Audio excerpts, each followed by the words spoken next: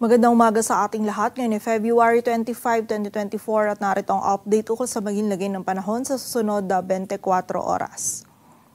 Muli ngang umiiral ang northeast monsoon o amihan dito sa bahagi ng northern at central Luzon, kung saan dala nito yung bahagyang malamig na panahon lalong-lalo na sa madaling araw at magiging mataas din yung tsansa ng mga mahihinang pagulan or pag-ambon, lalong-lalo na yan dito sa may silangang bahagi ng northern at central Luzon. Samantala, ang easterlies naman o yung mainit na hangin mula sa dagat Pasipiko ang umiiral sa nalalabing bahagi ng ating bansa, kung saan dala rin nito yung mataas na tsansa ng mga pag-ulan, pagkilat at pagkulog. Dito naman yan sa silangang bahagi ng Southern Luzon. So pag-ingat po para sa ating mga kababayan dyan sa posibilidad ng mga pagbaha at pagguho ng lupa. Samantala, sa kasalukuyan ay wala tayong minomonitor or namamataan pa na sama ng panahon na maaaring makaapekto dito sa ating bansa.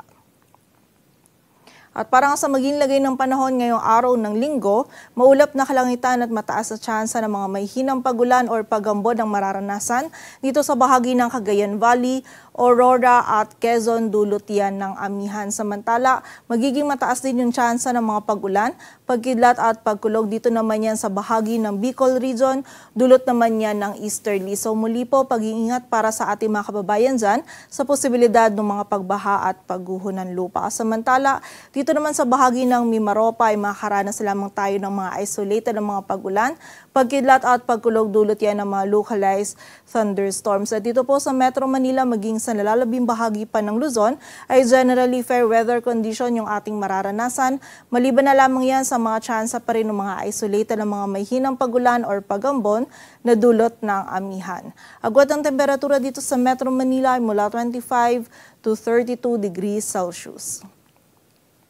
Samantala sa bahagi naman ng Visayas at Mindanao, ang buong bahagi ng Visayas maging ang buong bahagi din ng Mindanao at itong bahagi ng Palawan ngayong araw ay makakaranas ng bahagyang maulap hanggang sa maulap na kalangitan at meron lamang tayong mararanasan ng mga isolated ng mga pag-ulan, pagkidlat at pagkulog, lalong-lalo na yan dito sa may silangang bahagi ng Visayas, dulot nga yan ng easterlies at ng mga localized thunderstorms. And during severe thunderstorms, yung mga pag-ulan na ating mararanasan ay posible pa rin maging katamtaman hanggang sa mga malalakas na maaaring magdulot ng mga pagbaha at pagguho ng lupa. So pag-ingat pa rin po para sa ating mga kababayan.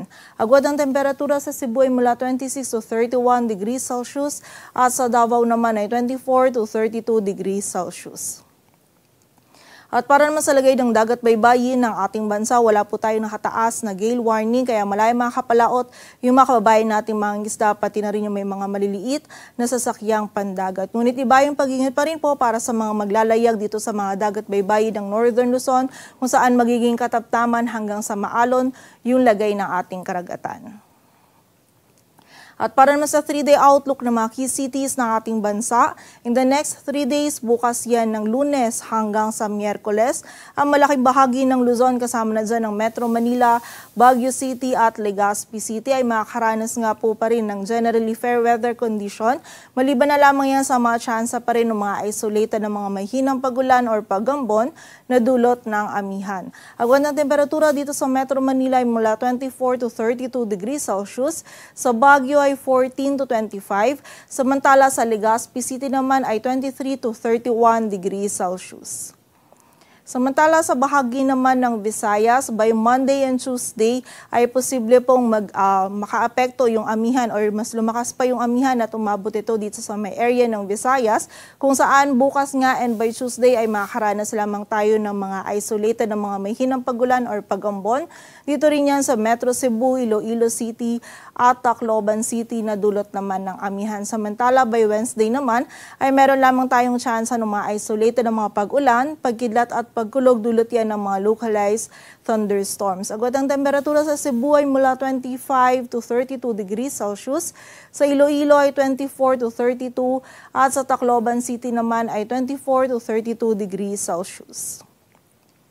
Samantala sa bahagi naman ng Mindanao, partikular na din yan sa Metro Davao, Cagayan de Oro City at Zamboanga City, in the next 3 days ay patuloy po tayo makakaranas ng generally fair weather condition. Maliban na lamang yan sa mga tsansa pa rin ng mga isolated na mga pag-ulan, dulot ng mga localized thunderstorms. And muli po, during severe thunderstorms, posible pa rin tayong makaranas ng mga katamtaman hanggang sa mga malalakas na pagulan na maaaring magdulot ng mga pagbaha at pagguho ng lupa. So pag-ingat pa rin po para sa ating mga kababayan. Agwat ng temperatura sa Metro Davao ay mula 24 to 32 degrees Celsius. Sa Cagayan de Oro City ay 24 to 31 degrees Celsius at sa Zamboanga City naman ay 24 to 34 degrees Celsius. Dito sa Metro Manila, ang araw ay sisikat mamayang 6:16 ng umaga at lulubog mamayang 6:03 ng hapon.